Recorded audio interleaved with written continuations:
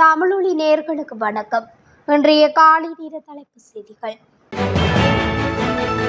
அரசு நிறுவனங்களின் வாகனங்களுக்கு எரிபொருள் வழங்கும் போது பணம் செலுத்துவதற்காக புதிய டிஜிட்டல் அட்டையை அறிமுகப்படுத்த இலங்கை பெட்ரோலிய கூட்டுத்தாபனம் நடவடிக்கை எடுத்துள்ளது. எரிபொருள் விநியோகத்தில் முறைகேடுகளை தவிர்த்து செயல்திறனை அதிகரிக்கும் நோக்கில் இது செய்யப்படுகின்றது. புதிய அரசாங்கத்தின் டிஜிட்டல் மயமாக்கல் கொள்கையின் கீழ் புதிய அட்டை அறிமுகப்படுத்தப்படுகின்றது. மே மாதத்துக்கான அஸ்வசும நலன்புரி கொடுப்பனவு நேற்று பயனாளிகளின் வங்கிக் கணக்குகளில் வரவு வைக்கப்படும் என நலன்புரி நன்மைகள் சபை தெரிவித்திருந்தது. 14 லட்சம் அஸ்வசும பயனாளி குடும்பங்களுக்காக அரசாங்கம் 11 பில்லியன் ரூபாய்க்கும் அதிகமான தொகையை ஒதுக்கியுள்ளது. அதன்படி அஸ்வசும நலன்புரி திட்டத்தை பெறும் பயனாளிகள் தங்களது வங்கிக் கணக்குகளின் மூலம் மே மாதத்துக்கான கொடுப்பனவினை பெற்றுக்கொள்ள முடியும் என நலன்புரி நன்மைகள் சபை இதன்போது தெரிவித்துள்ளது. நாட்டில் தாதியர் சேவையில் சேர்க்கப்பட்ட 3147 பேருக்கு நியமன கடிதங்கள் வழங்கும் விழா சனிக்கிழமை காலை 9:30 மணிக்கு அலரி மாளிகையின் கூட்ட மண்டபத்தில் பிரதமரின் தலைமையில் நடைபெறவுள்ளது. நாட்டின் தாதியர் சேவை வரலாற்றில் ஒரே நேரத்தில் இவ்வளவு பெரிய எண்ணிக்கையிலானவர்களுக்கு நியமன கடிதங்கள் வழங்கப்படுவது இதுவே முதல் முறை. இந்த விழாவிற்கு இணையாக தாதியர் சேவையில் 79 விசேட தர அதிகாரிகளுக்கான பதவி உயர்வுகளும் நடைபெற உள்ளன. பிரதமர் ஹரணி அமரசூரிய தலைமையில் சுகாதார மற்றும் ஊடக அமைச்சர் டாக்டர் நலிந்த ஜேதிச பங்கேற்கும் விழாவில் சுகாதார மற்றும் ஊடக அமைச்சின் செயலாளர் நிபுணர் டாக்டர் அனில் ஜெயசிங்க உள்ளிட்ட அதிகாரிகள் குழு கலந்து கொள்ள உள்ளது. காலியல பண்டாரவளை வீதியில் நேற்று பிற்பகல் முச்சக்கர வண்டியில் தீ விபத்து ஏற்பட்டதாகவும் இதனால் முச்சக்கர வண்டிக்கு பலத்த சேதம் ஏற்பட்டதாகவும் காலியல போலீசார் தெரிவித்துள்ளனர். காலியல நகரத்தில் இருந்து பண்டாரவளை வீதியில் முச்சக்கர வண்டி ஒன்று சென்று கொண்டிருந்த போது முச்சக்கர வண்டியின் பின்புறத்தில் திடீரென தீப்பிடித்ததாக போலீசார் கருத்து தெரிவித்தனர். அதே நேரத்தில் அக்கம் பக்கத்தில் இருந்தவர்கள் ஒன்று கூடி அதன் மீது தண்ணீரை ஊற்றி தீயை அணைத்துள்ளனர். தீ விபத்தில் யாருக்கும் காயம் ஏற்படவில்லை என்றாலும் முச்சக்கர வண்டி கடுமையாக சேதமடைந்துள்ளது என போலீசார் தெரிவித்தனர். போலி விசாக்களை பயன்படுத்தி இலங்கையிலிருந்து பிரான்சுக்கு பயணிக்க தயாரான 6 பங்களாதேஷ் பிரஜைகள் கைது செய்யப்பட்டுள்ளனர். கட்டுநாயக்க விமான நிலையத்தில் வைத்து நேற்றிரவு குற்றப்புலனாய்வுத்துறை அதிகாரிகளால் சந்தேக நபர்கள் கைது செய்யப்பட்டனர். சந்தேக நபர்களில் 35 வயதான பெண்ணும் ஏனையவர்கள் 33 முதல் 43 வயதுக்குட்பட்டவர்கள் என தெரிவிக்கப்படுகின்றது. சுற்றுலா விசாவில் இலங்கைக்கு வந்த அவர்கள் கட்டுநாயக்க விமான நிலையத்துக்கு அருகிலுள்ள ஒரு விடுதியில் தங்கியிருந்தமை கண்டுபிடிக்கப்பட்டுள்ளது. அண்மை காலமாக இலங்கைக்கு வந்த நிலையில் ஐரோப்பிய நாடுகளுக்குள் நுழைய தயாரான பல பங்களாதேஷ் பிரஜைகளை போலீசார் கைது செய்துள்ளமை குறிப்பிடத்தக்கது. இறக்குமதி செய்யப்பட்ட பெரிய வெங்காயத்தின் விலை வீழ்ச்சி அடைந்துள்ளதாக இறக்குமதியாளர்கள் தெரிவித்துள்ளனர்.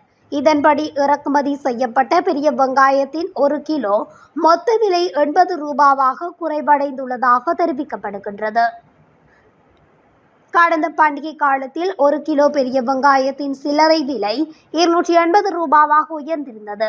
தற்பொழுது அது குறைவடைந்துள்ளதாக தெரிவிக்கப்படுகின்றது. தற்போது நிலவும் பாதகமான வானிலை காரணமாக இறக்குமதி செய்யப்பட்ட உப்பு இலங்கைக்கு வருவது இன்னும் சில நாட்கள் தாமதமாகலாம் என்று தேசிய உப்பு நிறுவனம் தெரிவித்துள்ளது.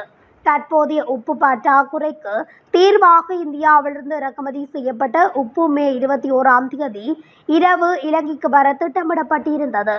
ஆனால் தனியார் துறையிலிருந்து இறக்குமதி செய்யப்பட்ட 250 மெட்ரிக் டன் உப்பு மற்றும் தேசிய உப்பு நிறுவனத்தால் இறக்குமதி செய்யப்பட்ட 2800 மெட்ரிக் டன் உப்பு உட்பட 3050 மெட்ரிக் டன் உப்பு கையிருப்பு நாட்டுக்கு வரவிருந்தது.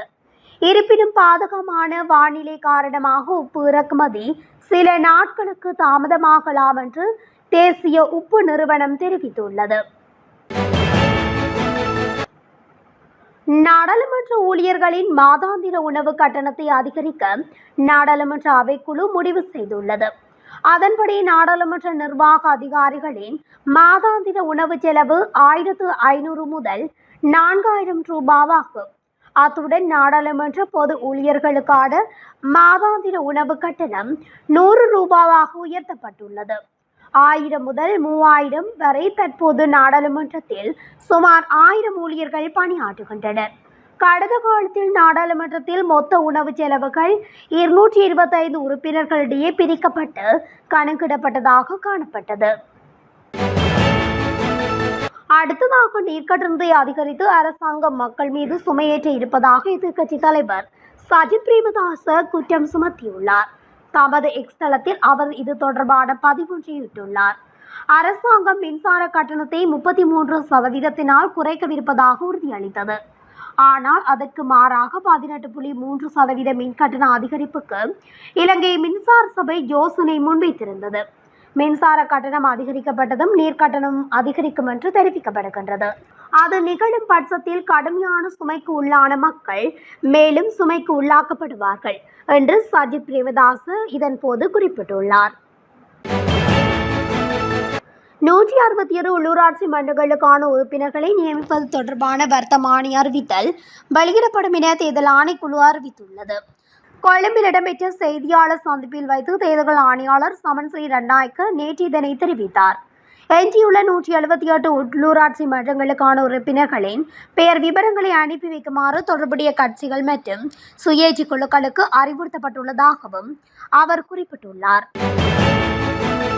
நோயை குணப்படுத்த சென்ற 13 வயது சிறுமியை பாலியல் வன்புணர்வுக்கு உட்படுத்திய குற்றச்சாட்டில் பிக்கு கைது செய்யப்பட்டுள்ளார். செவனகல பிரதேசத்தைச் சேர்ந்த 42 வயதான பிக்கு கைது செய்யப்பட்டு எதிர்வரும் 26ஆம் தேதி வரை எம்லிப்பட்டிய நீதவான் நீதிமன்றத்தால் விளக்கமறியலில் வைக்கப்பட்டுள்ளார். கல்நேவ போலீசார் தன்னை கொடூரமாக சித்திரவதை செய்ததாகவும் பெண் மருத்துவரை தான் பலவந்தமாக பாலியல் பலாத்காரம் செய்யவில்லை என்றும் சந்தேக நபரான முன்னாள் இராணுவ வீரர் நீதிமன்றத்தில் தெரிவித்த கருத்து குறித்து விசாரித்து நீதிமன்றத்துக்கு அறிவிக்குமாறு அனுராதபுரம் தலைமை நீதவான் உத்தரவிட்டுள்ளார். அனுராதபுரம் போதனா வைத்தியசாலையில் பெண் மருத்துவரை பாலியல் வன்கொடுமை செய்ததாக சந்தேகிக்கப்படும் முன்னாள் இராணுவ வீரர் ஒருவர் இவ்வாறு சாட்சியம் அளித்துள்ளார். வழக்கு விசாரணைக்கு அழைக்கப்பட்ட போது சந்தேகத்திற்குரிய முன்னாள் இராணுவ வீரர் கூறியதாவது: கல்நேவா போலீஸ் அதிகாரிகள் தனது ஆசன வாயில் ஒரு குச்சியை செருகி கொடூரமாக சித்திரவதை செய்ததாகவும் இதுவே தனது உட்புற இரத்த போக்குக்கு காரணம் என்றும் சந்தேக நபர் நீதிமன்றத்தில் தெரிவித்தார். பெண் மருத்துவரை தான் பாலியல் வன்புணர்வுக்கு உட்படுத்தவில்லை என்றும் அனுராதபுரம் போதனா மருத்துவமனையின் 2வது வாயிலிருந்து மருத்துவர் தங்கும் விடுதி வரையிலான சாலையின் இருபுறமும் உள்ள CCTV கேமராக்களை ஆய்வு செய்வதன் மூலம் இதை உறுதிப்படுத்த முடியும் என்றும் சந்தேக நபர் நீதிமன்றத்தில் கூறினார்.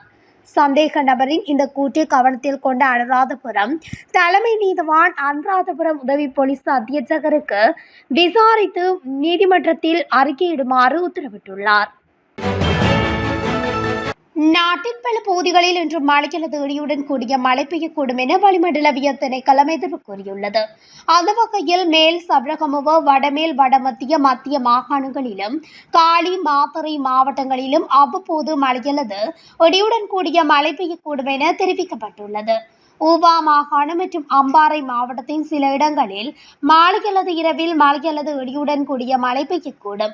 மேலும் மத்திய மலைநாட்டின் மேற்கு சரிவுகளிலும் வடக்கு, வடமத்திய, வடமேல் மற்றும் தெற்கு மாகாணங்களிலும் திருகோணமலை மாவட்டத்திலும் அவ்வப்போது மணித்தியாலத்துக்கு 30 தொடக்கம் 40 கிலோமீட்டர் வேகத்தில் காற்று வீசக்கூடும்.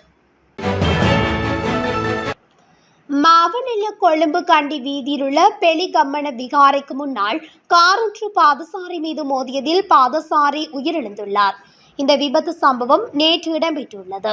உயிரிழந்தவர் வரக்காப்போல பிரதேசத்தைச் சேர்ந்த 58 வயதுடையவர் ஆவார். கண்டியிலிருந்து மாவனல்ல நகரத்தை நோக்கி சென்ற கார் அதே வீதியில் மாவனல்ல நகரத்தை நோக்கி நடந்து சென்ற பாதசாரி மீது மோதியதில் விபத்து ஏற்பட்டுள்ளது. பாதசாரி வீதியின் நடுவில் வீசப்பட்டு கண்டியிலிருந்து மாவனல்ல நோக்கி சென்ற தனியார் பஸ்ஸுடன் மோதியுள்ளார். விபத்தில் காயமடைந்தவர் மாவனல்ல வைத்தியசாலையில் அனுமதிக்கப்பட்ட பின்னர் உயிரிழந்துள்ளார். இந்த விபத்து தொடர்பில் கார் சாரதியும் பஸ் சாரதியும் கைது செய்யப்பட்டுள்ளனர். இது தொடர்பில் போலீசார் மேலதிக விசாரணைகளை முன்னெடுத்து வருகின்றனர். இத்துடன் தமிழொலியின் இன்றைய காலை நேர தலைப்பு செய்திகள் நிறைவடைகின்றன. தொடர்ச்சியாக செய்திகளை அறிந்து கொள்ள தமிழொலி ஊடகத்துடன் இணைந்திருங்கள். நன்றி, வணக்கம்.